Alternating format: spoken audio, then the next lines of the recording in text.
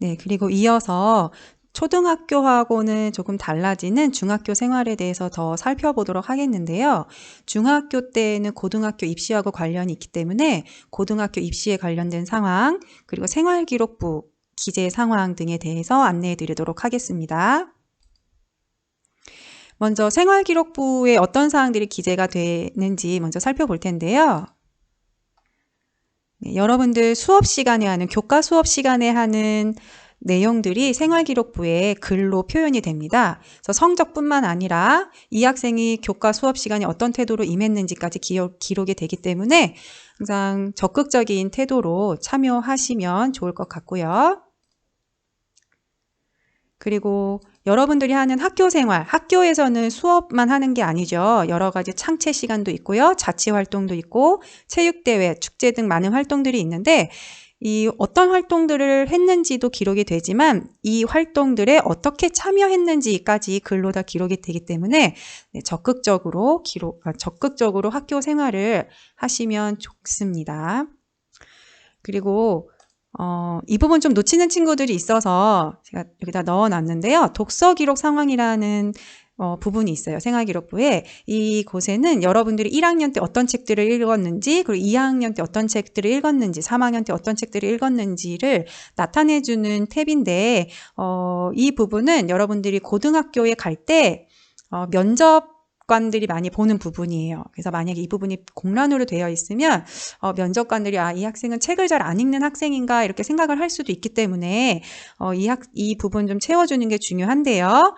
독서를 한 후에 독서 기록장을 작성을 해서 담임 선생님이나 내가 과학과 관련된 책을 읽었다 그러면 과학 선생님에게 드리면 선생님들이 생활기록부에 입력을 해주시게 됩니다. 생활기록부와 관련된 부분을 이렇게 간단하게 살펴보았고요. 네, 이번에는 고등학교 입학 내신과 관련해서 안내하도록 하겠습니다. 고등학교 입학 내신이 어떤 건지 잘 모르는 친구들이 있을 수 있는데요. 여러분이 이제 중학교 3학년이 되면 내가 원하는 고등학교에 원서를 제출을 하게 돼요. 그러면 그 고등학교에서 합격을 했는지 불합격을 했는지 알려주게 되는데 어떤 것을 기준으로 합격 불합격이 결정이 되냐면 이 고등학교 입학 내신 성적으로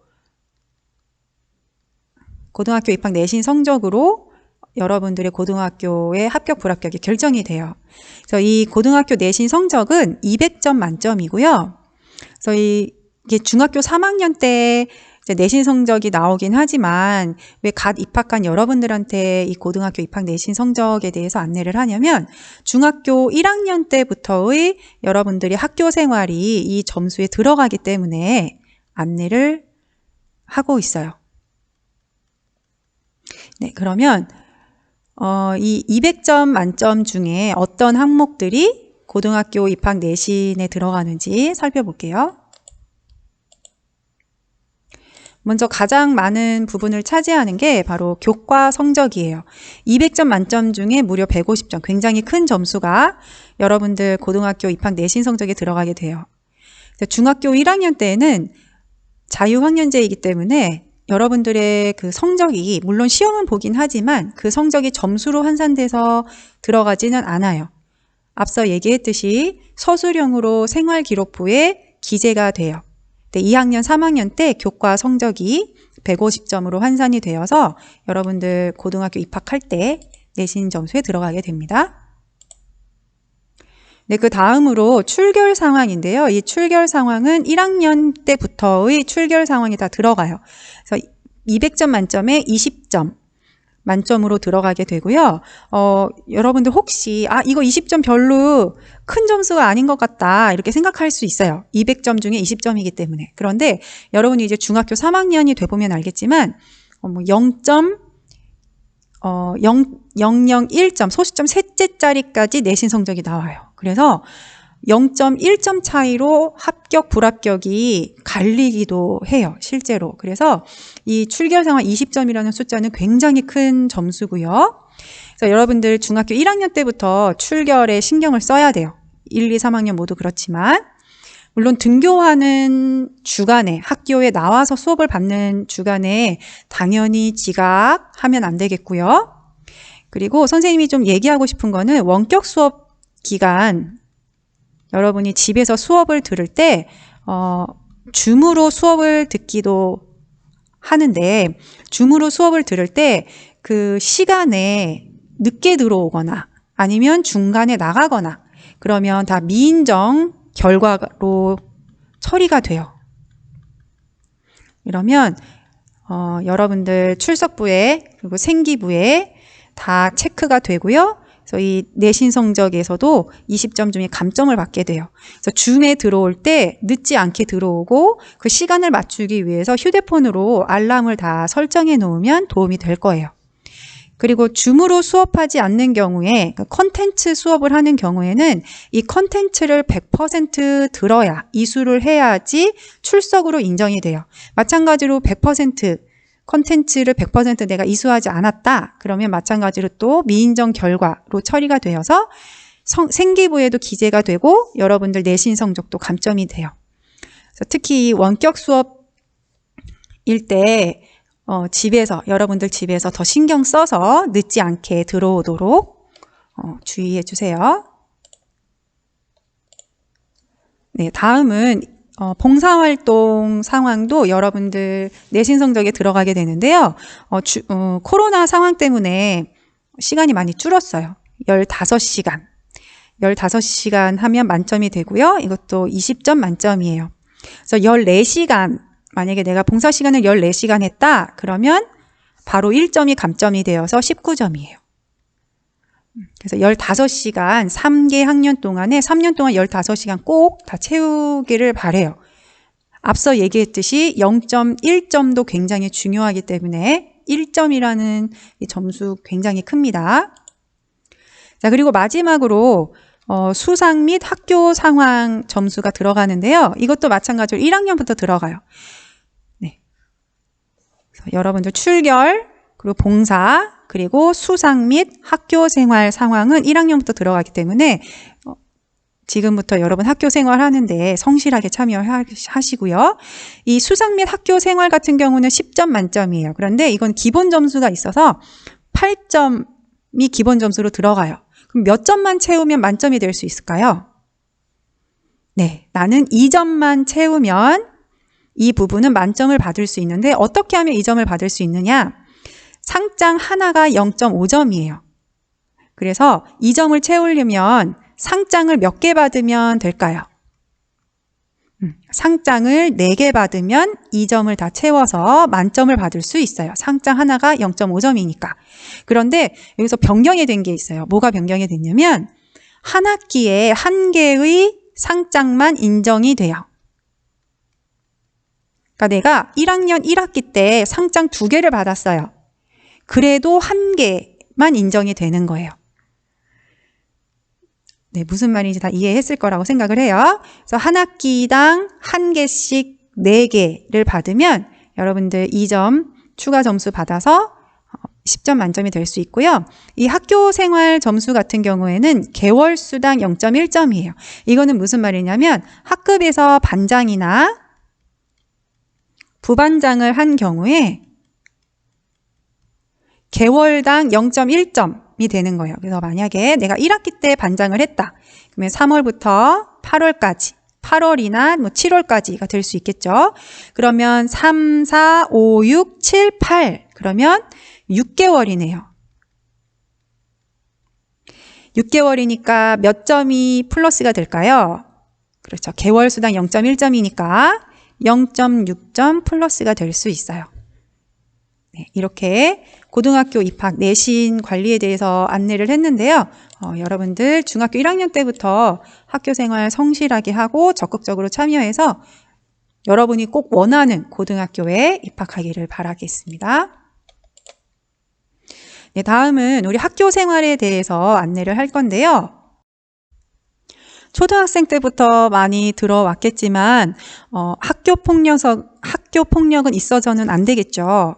여러분 잘 알다시피 네, 신체적인 폭력뿐만 아니라 언어적 폭력도 학교 폭력으로 간주가 되어서 교육청에서 학교폭력자치위원회가 개최가 될 거예요. 선생님이 이런 얘기를 하는 이유는 조심하자는 의미에서 서로 조심하자는 의미에서 안내를 하는 거고요. 여러분 잘 알고 있겠지만 디지털 미디어가 많이 발달함에 따라서 여러분들 뭐 카톡으로 하는 대화나 아니면 SNS 그리고 또 요즘엔 저격글 이렇게 다른 상대방을 아프게 하는 언어들이 다 학교폭력으로 간주가 되니까 조심하시고요. 그리고 요즘에 연예인들 기사를 보면 과거에 본인이 이렇게 학교폭력에 연루가 되어서 연예계 생활을 접어야 되는 경우도 생기고 그리고 굉장히 많은 사람들에 대해 부정적인 인식을 심어주기도 해요. 그만큼 학교폭력은 상대방을 굉장히 괴롭게 하는 행위이기 때문에 여러분들이 꼭 이 행동만큼은 하지 않았으면 좋겠습니다. 네, 우리 학교폭력이 없는 중학교 1학년 학생들이 되길 바라요. 네, 그 다음은 왕따 금지. 이제 왕따라고 하는 게 여러분이 뭔지 다 알겠지만 학교라고 하는 거는 굉장히 많은 친구들이 함께 생활을 하는 공간이에요. 그래서 이 많은 친구들이 다 나와 똑같은 생각을 할 수는 없어요. 네, 한번 이 사진을 좀 보도록 할게요. 아마 아는 친구들도 있을 텐데 이 원피스가 무슨 색깔로 보여요?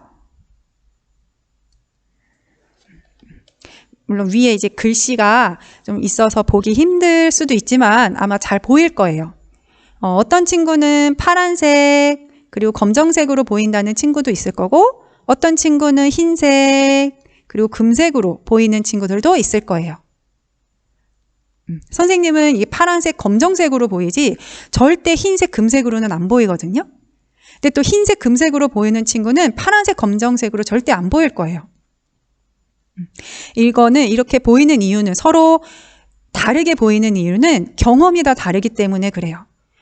본인이 가지고 있는 경험이 달라서 파란색, 검정색으로 보이는 친구도 있고 흰색, 금색으로 보이는 친구도 있어요. 이거와 마찬가지로 우리가 서로 다른 친구들이 학교에서 생활을 하는 거기 때문에 다 나와 생각이 같을 수 없고 당연히 다른 친구가 있을 수밖에 없어요. 누가 맞느냐를 주장하고 고집 피우는 일이 굉장히 의미가 없다는 얘기예요. 그 상황에 따라서 내 말이 맞을 수도 있고 그 친구의 경험에 따라서는 다른 게 맞을 수도 있는 거예요. 그래서 서로 우리 다른 것을 인정을 하고 배려하는 그런 성숙한 인식을 가진 1학년이 되도록 합시다. 절대 왕따는 있어서는 안 되겠고요. 네, 이제 중학생이 되면 초등학생 때하고 좀 다른 생활이 있는데요. 그 중에 하나가 바로 복장이에요.